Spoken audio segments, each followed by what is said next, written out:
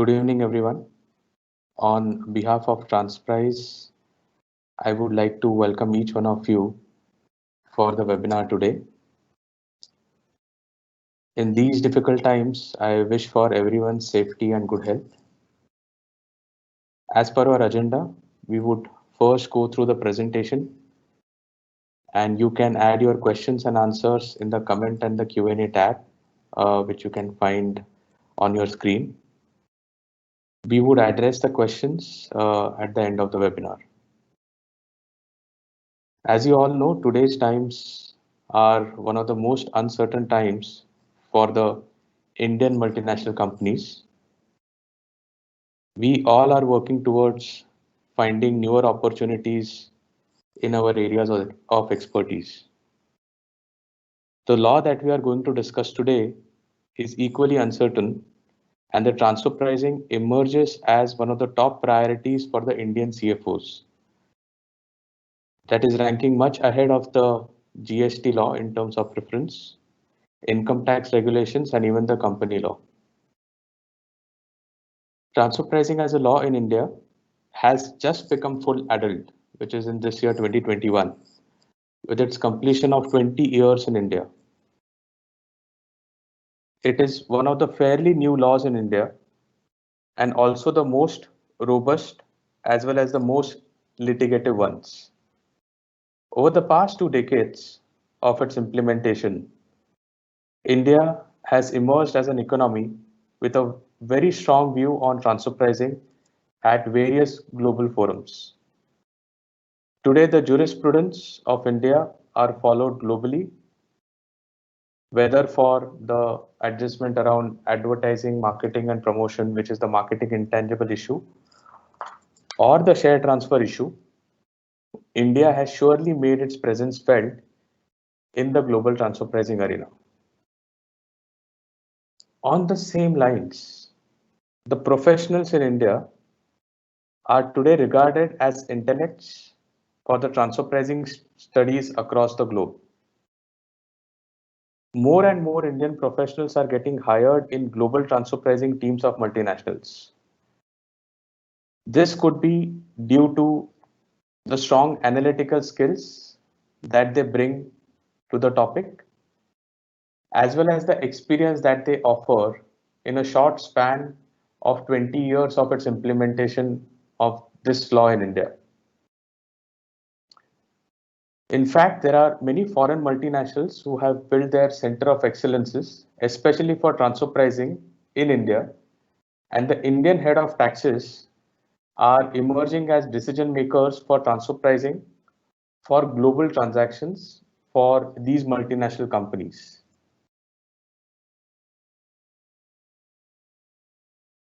With this perspective in mind,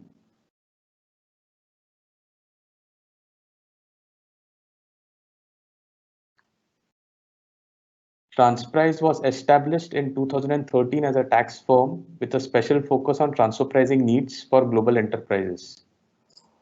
Over the years, Transprise has served multinationals in building their transfer pricing needs. Talking about me, my name is Akshay Kinkre. I'm the founder of Transprise. Professionally, I'm a qualified chartered accountant and practicing as a tax advisor, a very passionate author, and also an academician. You can find more about me on LinkedIn and also on the Transprise website itself and on other social sites. So let's jump straight into today's topic and understand what we as an audience would gain at the end of this webinar. This is a very important slide because one slide will give you an entire perspective about transfer pricing since 2001 till today. Let us rewind and go back in time to understand how transfer pricing has performed in India. Transfer pricing was enacted in 2001, which is almost 10 years after India opened its doors to the foreign investments around in 1991. Over the 10 years between 1991 and 2001, India did see a lot of investment flow from the foreign lands, but realized that such investment is not resulting into profits for the Indian subsidiary company. As the transactions with the group companies were controlled and the parent company in this case had influence on the price setting mechanism of the Indian company. This led to profit shifting in the initial stage and loss of important tax revenue for the government when India was struggling to increase its foreign exchange reserves. It took 10 years for India to realize the importance of transfer pricing law, and accordingly, it was implemented in 2001. The first 5 years, where we can call it like an exploratory stage, where the multinationals and the tax authorities took their time to understand the nuances of the law. It was only in 2005-2006 that transfer pricing assessment started showing the signs of aggressive transfer pricing adjustments. The first year started with a total adjustment of nearly about, say, INR 100 crores, which rose up to INR 70,000 crores in year 2012, 2013. Over these years, there were many issues, but the top issues that were generally picked up and assessed and where adjustment was levied were, say, location savings, a lot of comparability evaluations, management fees, corporate guarantees, maybe others could be marketing expenditures, promotion expenditures, a lot of issues around intangibles, and of course, the combined approaches and the segmental approaches. Now, let's talk about what happened after 2013-14. The litigation in transfer pricing has been on a decline. Yet, we can see significant judgments coming out on a daily basis. The decline is on account of two factors. The first being the reduction in scrutiny cases and reduction of tax aggressiveness due to checks and balances built in by the government in its system itself. And the second is due to the fact that the multinationals became better aware of the transfer pricing positions that were taken by India in say last 10 to 12 years. Things today are moving towards more planning and proactive based transfer pricing and dispute resolutions like the APAs, the advanced pricing agreements. It's also important to note that after 2014, India has been a forerunner in the OECD BEPS project, thereby adopting almost all the policy measures in its law and has been going forward and implementing even the recent significant economic presence test that finds its genesis in the OECD BEPS project. So it's trying to cover all the points from tax anti-avoidance point of view. So coming to the objectives of today's discussions, first being the very important one, we are going to understand that transfer pricing is not equal to 3CEB or an accountant's report. A 3CEB is ideally a certificate from chartered accountant. It's an integral part of the compliance, but not entirely a transfer pricing in itself. Transfer pricing as a subject is actually the manner in which multinationals undertake business globally. It is impossible for an MNC in today's world to run its global business without transfer pricing and supply chain management. Transfer pricing assigns the value to the elements of supply chain, which drives the profit that is in line with the value chain. So transfer pricing is all about business. The ultimate impact you can say is on taxes. But when we are talking of transfer pricing, it's all about talking multinational business. Coming to the third point, transfer pricing as a principle is used in multiple different laws, including say the company law, the customs, the GST, and such different laws become separate avenues and opportunities for the transfer pricing practitioners as well as non-practitioners to think about transfer pricing as an important opportunity. And the next objective, we would understand how transfer price could help the budding professionals in building their transfer pricing presence, intellect, as well as their practice. Now let us understand what all opportunities transfer pricing offers. The first thing to remember is that transfer pricing is a global subject. It's not that only India is following transfer pricing. Countries across the world follow transfer pricing. Every matured economy which is dependent on the tax revenue has deployed transfer pricing regulations in their respective countries. As the principles of arm's length are more or less similar globally, the concept of transfer pricing is a well-established global principle. As a result, from a practitioner's point of view, the global market becomes your target for provision of transfer pricing services. So larger the opportunities. You do not need to restrict to Indian companies or to Indian multinationals as potential clients. This is the time where global economies are fighting for a fair share of their tax revenue. Artificial structures built worldwide creates opportunities for tax avoidances. In the current times, multinationals are more aware about negative impacts of tax avoidances. So gone is the time when tax avoidance used to be uh, a hit game. So today the multinationals would want to undertake clean business that is tax mitigated. In order to help them to be on the right side of the law, multinationals need capable advisors to navigate the turbulent times. This is a good time to showcase your expertise as a professional in terms of anti-avoidance regulations and the value proposition that you could build to the industry and the clients. The next point is around technology. Taxes and transfer pricing as a topic is generally considered as a non-technological subject because generally tax professionals are sitting with big income tax acts and the commentaries on it. But that is really not the fact. The basis of comparative studies and the analytical research is based on technology and various softwares that tax and transfer pricing professionals use are technologically oriented softwares. We generally call it as tax technology. It is the right time to invest in technology for the future so that the results generated by the transfer pricing professionals are reliable, faster, and with a documented trail. Things like maintenance of contemporaneous documentation could be easily tracked and proven through technological means.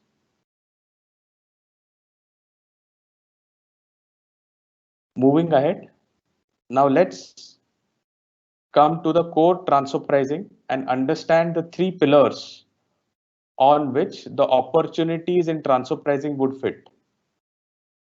Any transfer pricing assignment could be categorized into either designing of transfer pricing, which is mainly the pre-transaction stage, or secondly, the documentation of transfer pricing, which is generally considered as a compliance or a post-transaction testing. And third is the records in the defense, which includes dealing with tax authorities and higher forums like various tax tribunals and courts, which further consist of proactive defense mechanisms as well as responsive dispute resolution. I generally like to call this as 3D triangle of transfer pricing, where all the assignments and opportunities could be siloed together.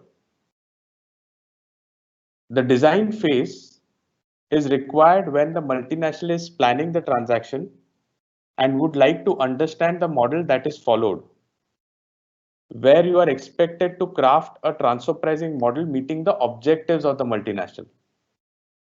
Secondly, the documentation phase typically includes documenting the arm's length price and how a multinational has met or not met the principles of arm's length while the transaction was entered. So it's more post facto, more testing based. The defense pillar has further two bifurcations. I can say one is say proactive and another is responsive. The proactive pillar would include measures like advanced pricing agreements and safe harbors, which includes price setting of prices by entering into an agreement with the government, while the responsive pillar includes the normal route of assessments and appeals, where the documentation maintained by the taxpayer is audited by the tax authority. And if any tax adjustment is undertaken, accordingly, it is taken up for appeal at the higher levels.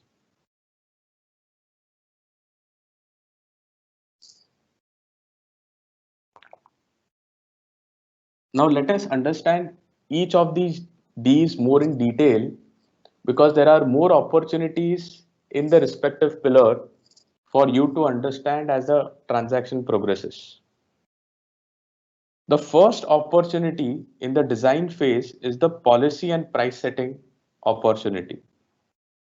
If you would have seen the transfer pricing notice, which is generally sent by the transfer pricing officer, one of the questions that he asks is the price setting mechanism of the international transaction that is concluded by the assessee or the taxpayer.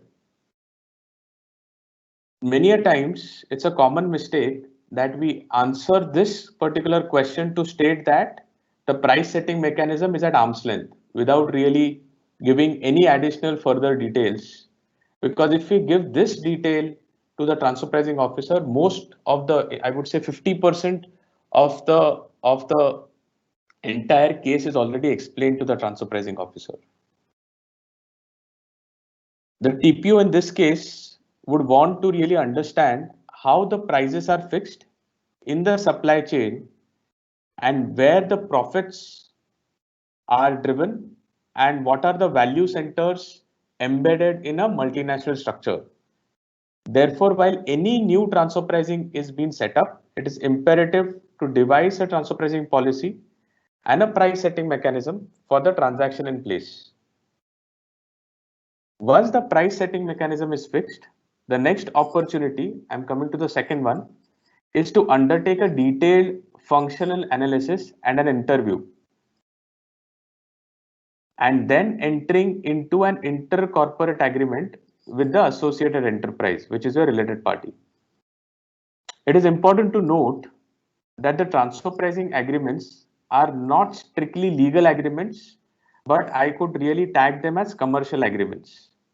They should be easy to interpret and comprehend and free flowing and should be free of any legal jargons. They actually would not be read by any legal commercial courts, because I have not seen a situation where two associated enterprise fight a disputed case, but these would be read first by the tax authorities, who should understand the essence of transactions and how a transaction is considered at an arm's length. So avoid getting yourself into complicated matters while wording the intercorporate agreement. So in short, the transfer pricing agreements are ideally designed by a transfer pricing practitioner and not by a company or commercial lawyer.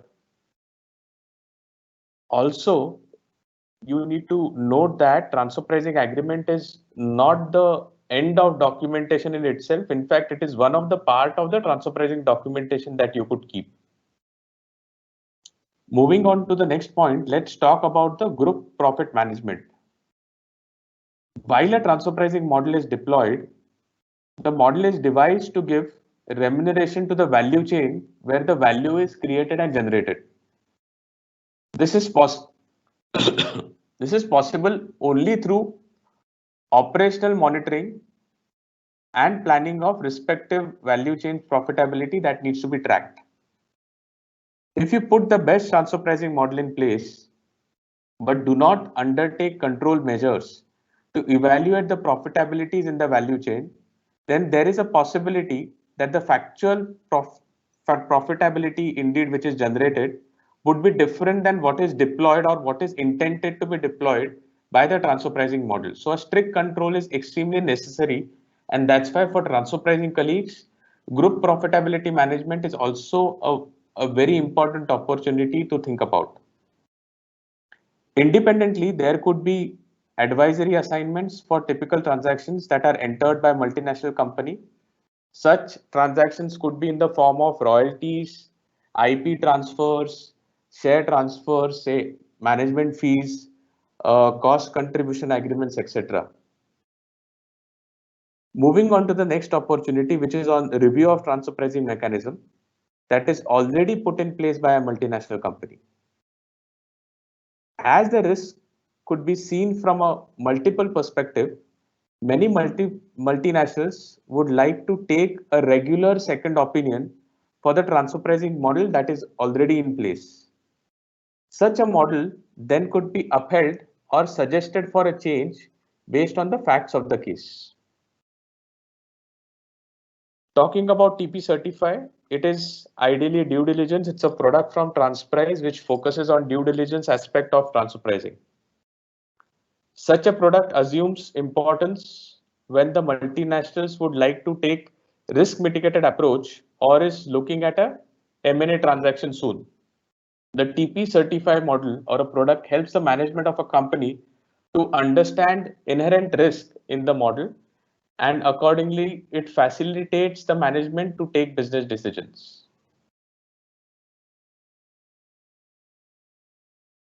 Now let's come to the second pillar, which is the document or documentation pillar.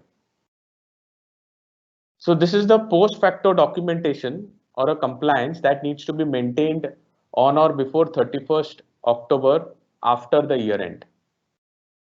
The first element in that is the transfer pricing audit and certification in Form 3CEB. If a multinational has entered into an international transaction without any limit or a specified domestic transaction beyond say INR 20 crores, then it is compulsory for a multinational to engage a chartered accountant to undertake a transfer pricing audit and certify the arm's length nature of the transaction in Form 3CEB.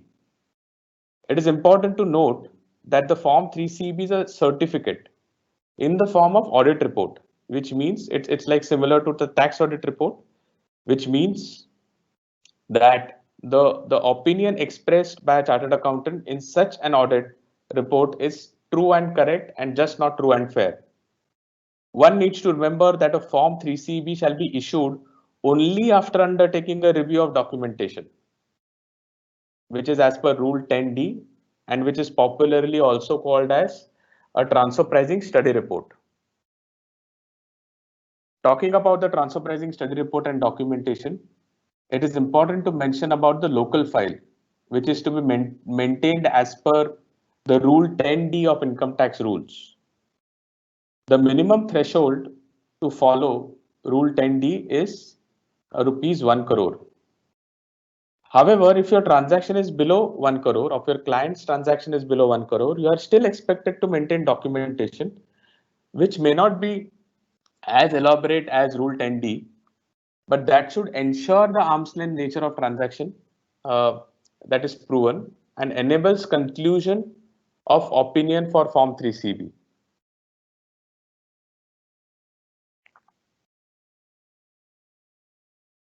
As an extension of the above documentation, the taxpayer may further choose or opt for a safe harbor regime 2, which is a special regime provided by the government where the benchmark profit margins and markups are listed in the rules.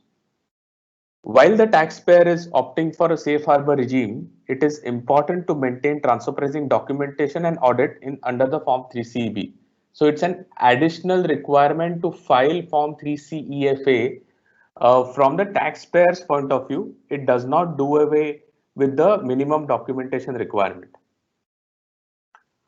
Further, at multiple instances, the statutory auditor, if it is separate than the transfer pricing auditor, would look at a comfort from a transfer pricing auditor of a company while concluding statutory audit for the respective multinationals.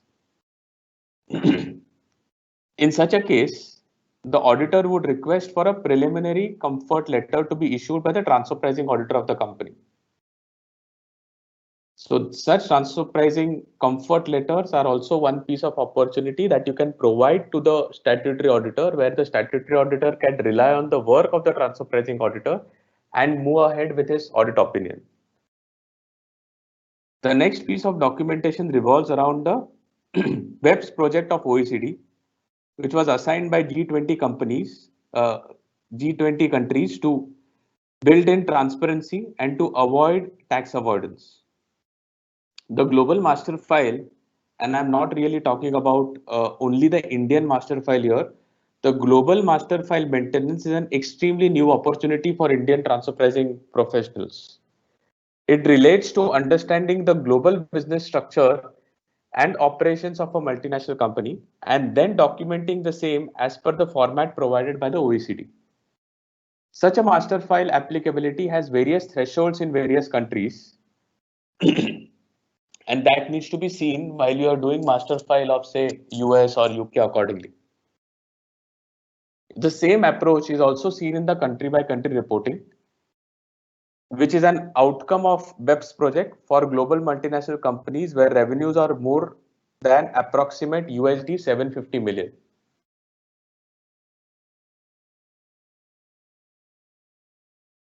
Coming to the transfer pricing dispute resolution or the representation defense slide, it involves avenues dealing with the tax authorities of India for various transfer pricing purposes. This particular opportunity involves proving to the tax authorities about the transactions undertaken by the taxpayer. It starts with representations at the initial level with the transfer pricing office, which includes factual and legal explanations of the arm's length principle to the transfer pricing officer. The representation could also be proactive, where the taxpayer approaches the Advanced Pricing Agreement Office of the CBDT with a proposal to consider the price setting mechanism in advance for the next 5 years. And if the company is an operating company having transfer pricing, there could be a rollback also passed for the past 4 years. So in total, 9 years could be covered in proactive defense under the advanced pricing agreements. If the case in terms of transfer pricing assessment does not come in favor of the taxpayer has an option to further litigate the matter at higher authorities, including the dispute resolution panel, tribunals, and briefing councils at the high courts. The representation and litigation opportunities with the taxpayers are abundant, and right level and amount of work is really available for the talent that is keen in litigation and the representation stage.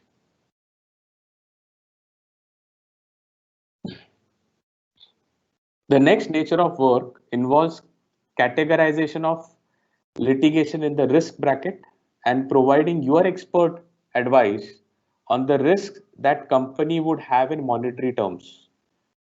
The same could be extended to building a litigation file, which is the file built up for the taxpayers. This may include keeping all the documents and backup papers in one file so that the same is fully maintained for the representations as well as further litigations that needs to be faced by the taxpayer. This assignment ensures that all the papers that are required for the purpose of representations are kept and found in a single place and could be easily referred by the taxpayer and the tax officer.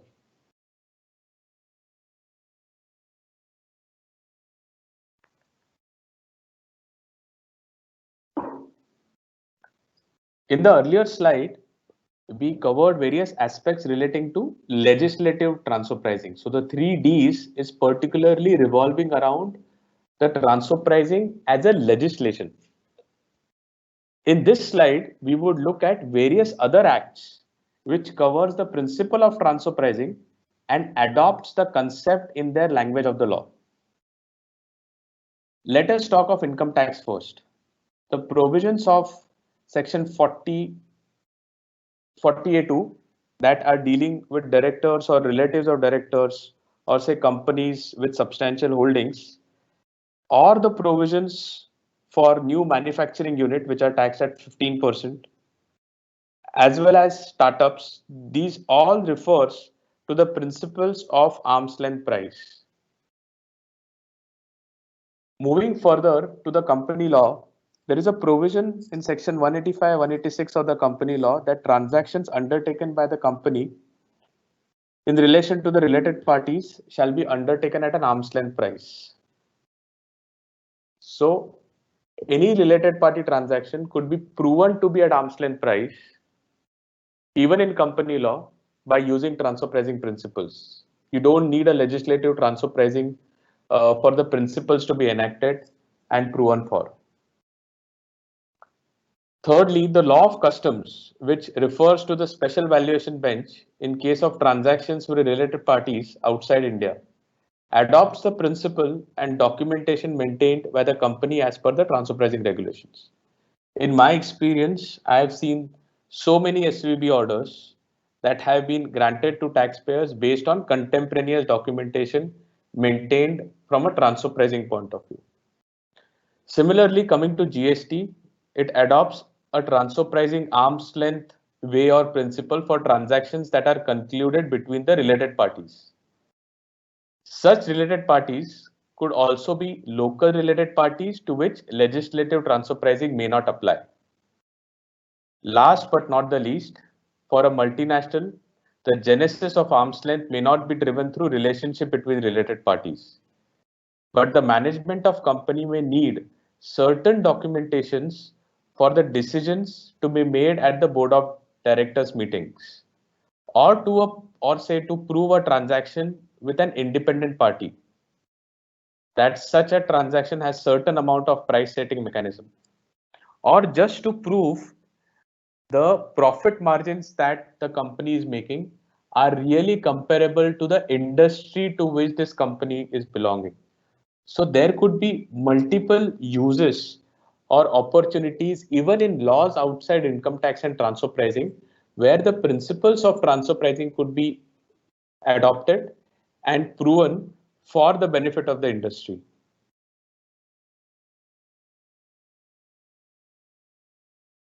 So this slides showcases certain illustrative deliverables that are generally provided to a client, and accordingly you can figure out the opportunities while these deliverables when you go through these deliverables. I'm going to not going detail in these, but I'm going to leave this slide for your reference at a later date. So I'm going to hand this slide over to you. Now coming to the explanation a bit more about our activity and presence. We all know how a tax decision, especially in a cross-border taxation, could be one of the complex decisions to make. At Transprise, we help multinationals by simplifying the complex tax decision-making process. Our primary focus in taxes is transfer pricing and international taxation for the global as well as Indian multinationals. In short, we can undertake global transfer pricing sitting right here in India. Our overall services are spread across the three pillars that we discussed, which is design, document, and defense. And we also help multinationals in non-legislative application of transfer pricing law. Talking about the firm, we are headquartered out of Mumbai with a global network of 200 plus professionals working globally in different transfer pricing domains. We have a pan-India focus through our network and a global spread through our network partners, Quantera Global, in respective tax jurisdictions. Accordingly, we cover more than 50 countries when it comes to transfer pricing advice for your and your client's business. We are a heavily research-based firm, and here is a showcase of widely and globally published literature and books on the topic of BEPS, GAR, and transfer pricing.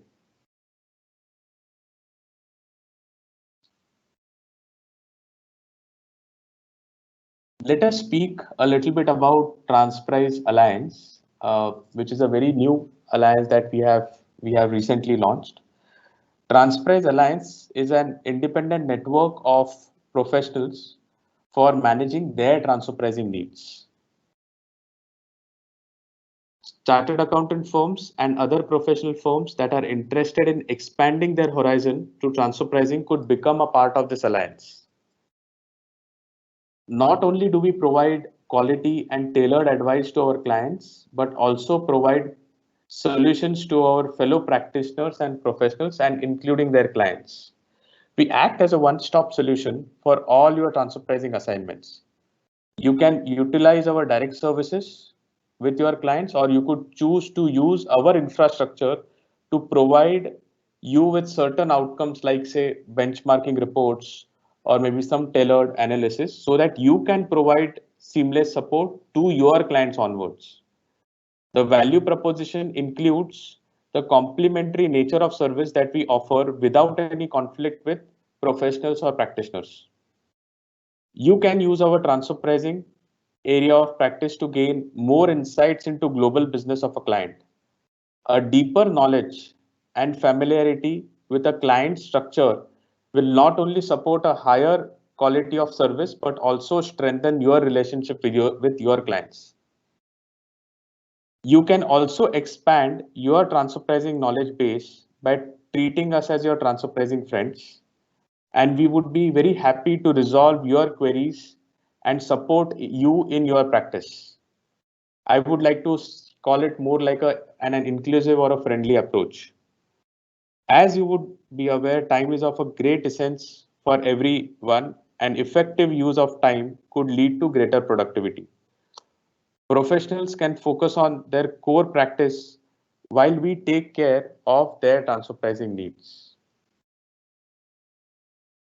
Now, the most important part is that the alliance firms get global recognition where the professional firm would have access to transfer pricing and Transprice global network for their global needs of their clients.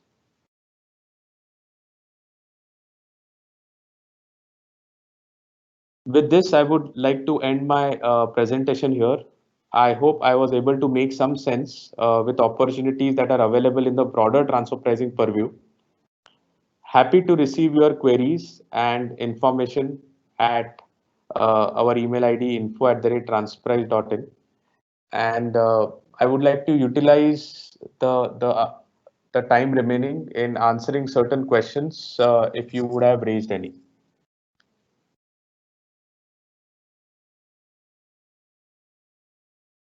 I will just stop the screen share for a moment and dive straight into the questions.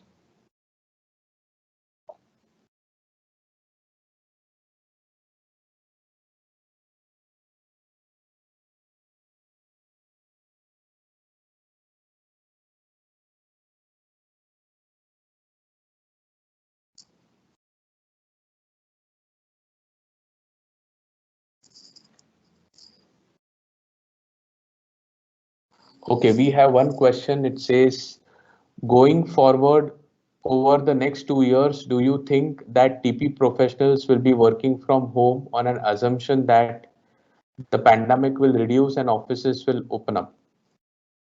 So, accountancy as a profession for us, uh, we have been blessed that there are infrastructure available now that could be where we could work now from home and use technology to our advantage. So most of the TP professionals are working from home. Working from home is not the best way to really work because personally I feel working from office at least for a few days is really important. But really there is no other way right now with the pandemic being there. But I see at least for next 1 year, uh, it will take some time for the pandemic to go, but things will return back to normalcy, and we would have uh, people again joining the offices. But one thing I can say, transfer pricing as a field has not had any further implications or impacts because of the pandemic, and it is more and more adding value to the industry because due to pandemic the industries is changing and it's dynamic, and transfer pricing is adding a lot of value to that dynamism.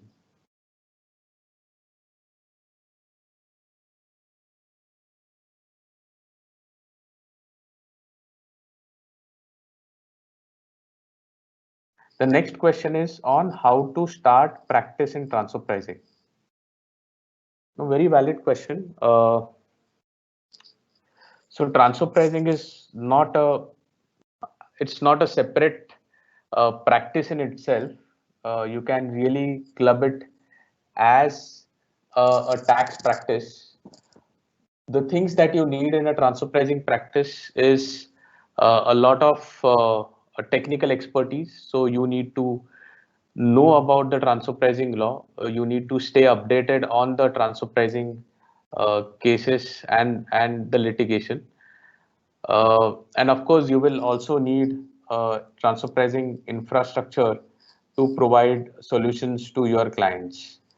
So maybe you can take one step at a time. And if you are really interested in building a transfer pricing practice, I'm more than happy to discuss one-on-one with you on how could you build your transfer pricing practice over the next few years.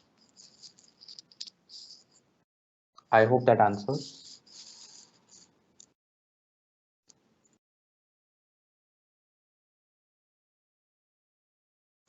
What is the best way to get the data of companies for transfer pricing?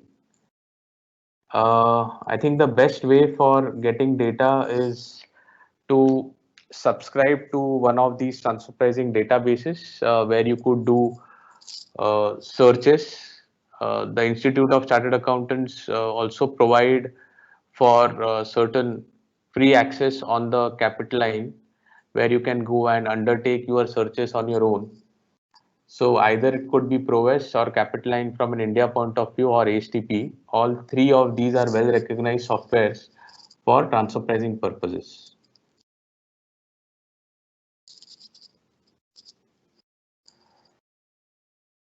So I think this is it.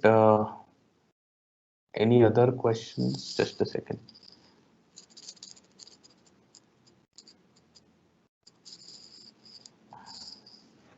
Can you please touch upon the digital taxation, since it is related to transfer pricing? Also, whether PE concept will be applicable in case of digital taxation. Okay, so digital taxation is not transfer pricing. Digital taxation is actually a type of taxation which was really keeping transfer pricing at bay, where there was a possibility of foreign multinationals to undertake business on the Indian soil without a physical presence. So if you do not have a physical presence, and if you are directly providing services to the Indian customer base and not paying taxes in India, somewhere transfer pricing was not getting enacted in itself in such a scenario. That's why there were many from the BEPS OECD project. Uh, One proposal was consideration of digital PE, which was not agreed by. The second proposal was the equalization levy, which India has adopted in 2016 and now 2020 and 21 version. And for all those situations where treaties are not getting applicable, even the significant economic presence test thresholds have now been published. So these were the situations where uh, transfer pricing was really not getting captured, and there were directly service provisions happening from outside India to customers in India. So great. I hope that answers. How can one grab opportunity outside India in transfer pricing? Okay, I think use LinkedIn to your positive positiveness, and try and find opportunities where, because there would be certain opportunities outside India for transfer pricing. All I can say is Indian transfer pricing professional. If you're a thorough professional in this area, Indian transfer pricing professional is regarded very highly outside India. So if there is an opportunity, surely I think you should. That could be a good way to look at it, which is LinkedIn. My question is not related to TP opportunities, but if you could give some insights, it could be appreciated. The question is why, in spite of APA, taxpayers are not opting for it. Okay, so frankly, APAs, many taxpayers have opted for it. More than 1,000 APA applications have been logged into. I think more than 350 to 400 there are APA cases, APAs which have got signed. Uh, so it's not that taxpayers are not opting for APAs. The size in APA matters. If you are having a transaction of 10 to 15 crores, many taxpayers think that going through an APA could be a tedious process. There is a feasibility study that is undertaken before going into an APA. So a pros and cons needs to be seen, and cost is also one of the important factors in that.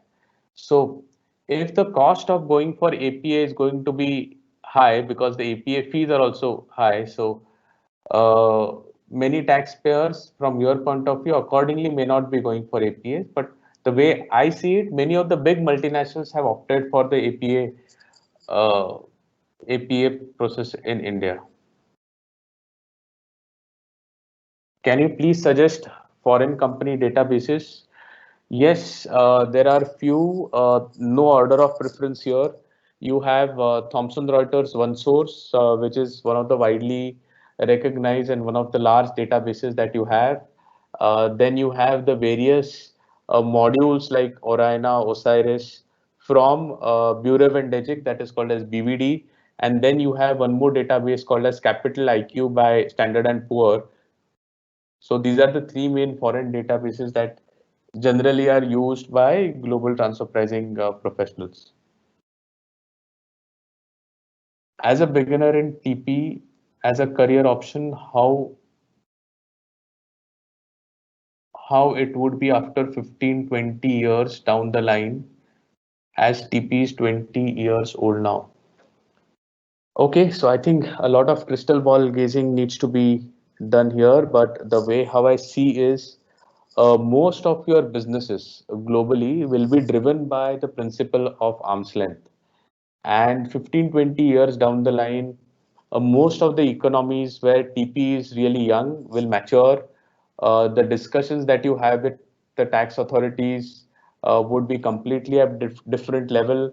Uh, I see generally a reduction in terms of litigation over the next 15-20 years, and TP would be seen more as a planning tool rather than something where litigation persists over the next 15-20 years. So more of proactive discussions with the tax office, reduction of aggressive tax adjustments, and increase in transfer pricing planning and global uh, planning process is how I see transfer pricing in next at least 10 to 15 years. I hope that answers.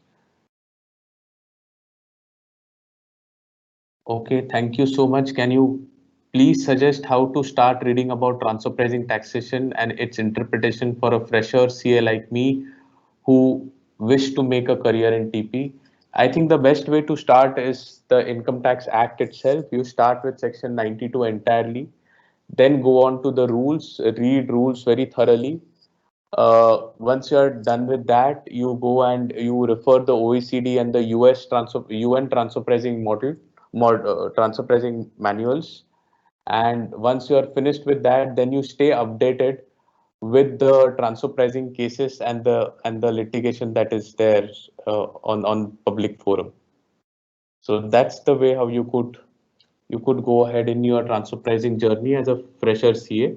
It needs a lot of passion, it needs a lot of focus for sure for you to build up, and it's not going to be one day or a week. where you will start knowing about transfer pricing. It's a journey that you need to walk.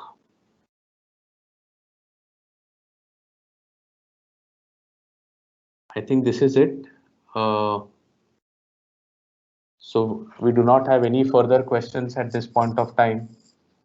So I would like to thank all the attendees for giving their valuable time to the webinar.